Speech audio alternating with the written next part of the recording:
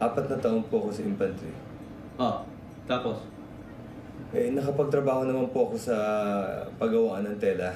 Nagsarado to, kaya napilitan yung pamilya ko na umakyat sa aming probinsya sa Banawe. Magsasaka ka? Po, sir. Parang nasa comedy lang, ha? Oo. Oh, ano pangalan mo magsasaka? Oscar Ramirez po.